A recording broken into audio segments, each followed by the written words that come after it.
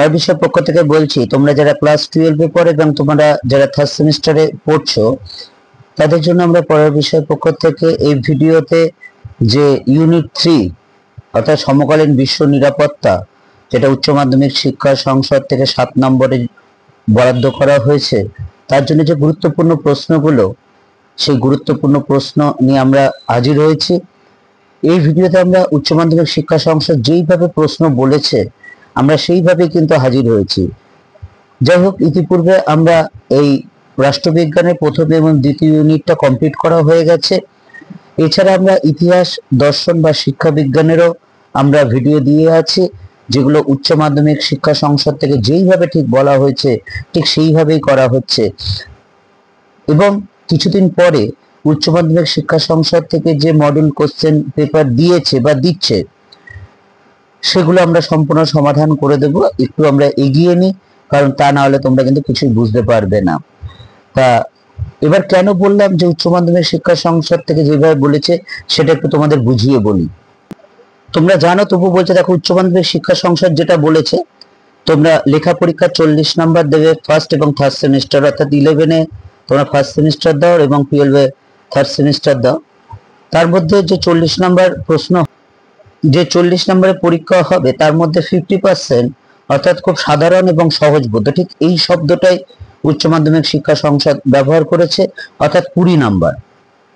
আর 30% অর্থাৎ 12 নাম্বার হবে তুলনামূলকভাবে একটু জটিল, একদম জটিল হবে না, তবে একটু হবে, খুব সাধারণ জটিল হবে অর্থাৎ। আর বাকি 20% হবে বেশ উচ্চমানের বা কঠিন। এবং আমরা প্রথম যেটা পড়ার বিষয় পক্ষ থেকে করেছি সাধারণ এবং সহজবোধ্য এবং তুলনামূলকভাবে একটু জটিল, অর্থাৎ এই যে 32 নাম্বার, এই 32 নাম্বার যাতে তোমরা প্রত্যেকে পেতে পারো, কারণ সবার পক্ষে খুব ভালো করা কিছুটা অনেকাংশে একটু অসুবিধা আছে।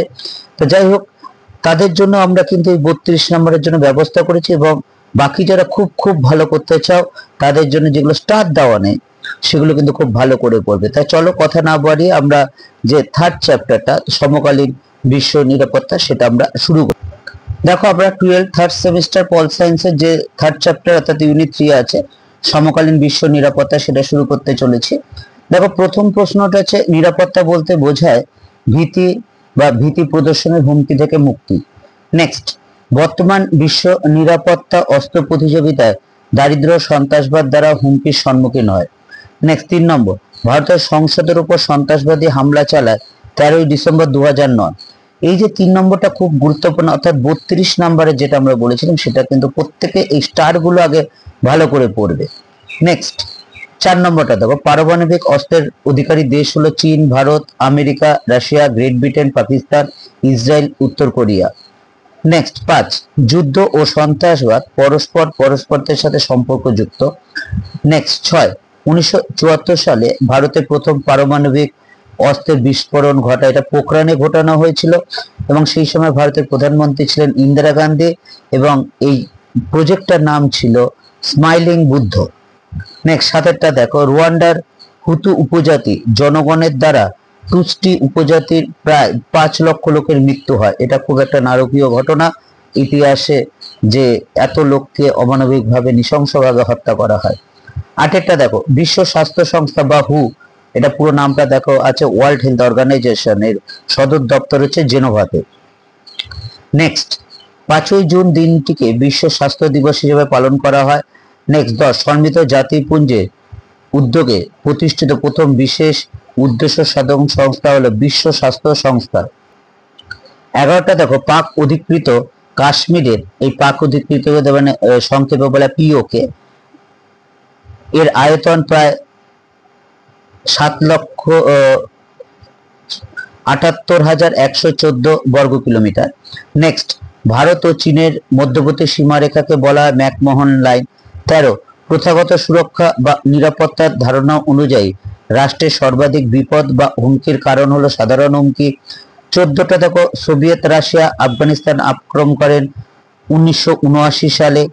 15টা ABM চুক্তি 1972, APT 1978, সল্ট 2 1979, এগুলো হলো অস্ত্র নিয়ন্ত্রক চুক্তি। অর্থাৎ হয়তো দিয়ে দিল সল্ট 2 কত সালে স্বাক্ষরিত হয়, তখন তোমাকে সেটা দিতে হবে। 16টা দেখো, বিশ্ব নিরাপত্তার ধারণার উদ্বুদ্ধ হয় 1991 সালে। 17 Ebola virus, hepatitis B, hanta virus হলো বর্তমান মানব জীবনের ভয়াবহ ব্যাধি সৃষ্টিকারী। 18টা দেখো, ব্লাড ফ্লুর অপর নাম হলো এভিয়ান ফ্লু বা ইনফ্লুয়েঞ্জা ফ্লু। বেশ কিছু বছর আগে এই মুরগির মধ্যে ব্লাড ফ্লুটা দেখা হয়েছিল এবং দেখেছিল মুরগির মাংস খাওয়া বিক্রি প্রায় বন্ধ হয়ে গিয়েছিল এবং মুরগির দাম অভাবনীয়ভাবে কমে গিয়েছিল, কেজি প্রতি 30-40 টাকা প্রায় হয়ে গিয়েছিল। যাই হোক, 1900টা দেখো, করোনা ভাইরাস দ্বারা আক্রান্ত রোগটি হলো কোভিড-19। এই কোভিড-19 তোমাদের নিশ্চয়ই মনে আছে যে সেই সময় স্কুল টুল সব বন্ধ হয়ে গেছিল, বাজারও বন্ধ, অর্থাৎ আমাদের পাড়ার থেকে কিনতে হতো। একটা ভয়াবহ পরিস্থিতি সৃষ্টি হয়েছিল এখন থেকে প্রায় 4-5 বছর আগে, 2020 সালে মার্চ মাস থেকে। সেই সময় স্কুল বন্ধ ছিল, পরীক্ষা টরীক্ষা সব অনলাইনে হচ্ছে, তোমরা নিশ্চয়ই মনে আছে, তোমরা হয়তো 7-8-এ পড়তে। তা যাই হোক, তা 20টা দেখো, ক্ষেপণাস্ত্র বিধ্বংসী ক্ষেপণাস্ত্র চুক্তি, যা সংক্ষেপে নামটা দেওয়া আছে, স্বাক্ষরিত 1972 সালে। 21 মার্কিন যুক্তরাষ্ট্র বিশ্ব বাণিজ্য কেন্দ্রের উপর সন্ত্রাসবাদী হামলা চালায় 2001 সালে 11 সেপ্টেম্বর। এই চালিয়ে চলেছিল আল কায়দা নামক একটি জঙ্গি গোষ্ঠী। এটা জানো, ওয়ার্ল্ড ট্রেড সেন্টার বা মার্কিনের উপর যে তালিবানরা যে হামলা চালায়, যার ফলস্বরূপ লাদেনকের উপর আক্রমণ চালায় আমেরিকা এবং শেষ পর্যন্ত তাকে হত্যা করা হয়। যাই হোক, 22টা দেখো, মানবাধিকার দিবস পালন করা হয় 10ই ডিসেম্বর। 23টা দেখো, এইডস দিবস পালন করা হয় 1 ডিসেম্বর, অর্থাৎ প্রত্যেক বছর 1 ডিসেম্বর এইডস দিবস হিসাবে পালন করা হয়। 24 ভারত ও পাকিস্তানের মধ্যে 4বার যুদ্ধ সংঘটিত হয়েছে। 25 বিশ্ব উষ্ণায়নের ফলে সমুদ্র জলে নিমজ্জিত হওয়ার সম্ভাবনা সবচেয়ে বেশি আছে মালদ্বীপের। আবার বলছি, যেগুলো স্টার আছে সেগুলো কিন্তু তোমরা ভালো করে পড়বে। আমরা পড়ার বিষয় পক্ষ থেকে হিস্ট্রি, পল সায়েন্স, ফিলোসফি এবং এডুকেশন এগুলো নিয়ে আলোচনা করছি। উচ্চ মাধ্যমিক শিক্ষা সংসদ থেকে ঠিক সেইভাবে নির্দেশ দিয়েছে। দীর্ঘ 24-25 বছর শিক্ষকতার অভিজ্ঞতা বা থেকে দেখছি, এইটুকু তোমাদের মধ্যে তুলে ধরছি। যদি ভালো লাগে অবশ্যই চ্যানেলটি লাইক করো বা সাবস্ক্রাইব করো এবং বেল আইকন টিপে রেখো। 27 দেখো, ভারত দ্বিতীয়বার পারমাণবিক অস্ত্রের বিস্ফোরণ ঘটায় 1998 সালে পোখরানে। তখন ভারতের প্রধানমন্ত্রী ছিলেন অটল বিহারী বাজপেয়ী এবং এর সাথে প্রত্যক্ষভাবে যুক্ত ছিলেন এজিপি আব্দুল কালাম, যিনি আমাদের পরবর্তীকালে রাষ্ট্রপতি হয়েছিলেন। বিখ্যাত বিজ্ঞানী, ভারতের মিসাইল ম্যান বলা হয় তাকে। 28টা দেখো, যারা স্বেচ্ছাকৃতভাবে নিজ দেশ ছেড়ে অন্য দেশে চলে যায় তাদের বলা হয় অভিবাসী। 29টা দেখো, যুদ্ধ, প্রাকৃতিক বিপর্যয় বা রাজনৈতিক নিপীড়নের ফলে যারা এক দেশ থেকে অন্য দেশে চলে যায় তাদের বলা হয় শরণার্থী। 30 বিশ্বের সবচেয়ে দরিদ্রতম অঞ্চল হচ্ছে সাব সাহারা আফ্রিকা। 31 বোতসোয়ানার প্রতি 3 জন প্রাপ্তবয়স্কের 1 জন এইচআইভি এইডস রোগে আক্রান্ত। 32 2003 সাল পর্যন্ত পৃথিবীতে প্রায় 4 কোটি মানুষ এইচআইভি এইডস দ্বারা রোগে আক্রান্ত হয়েছে। 33 কাশ্মীরের পণ্ডিতগণ হলেন আভ্যন্তরীণ বাস্তুচ্যুত জনগণ।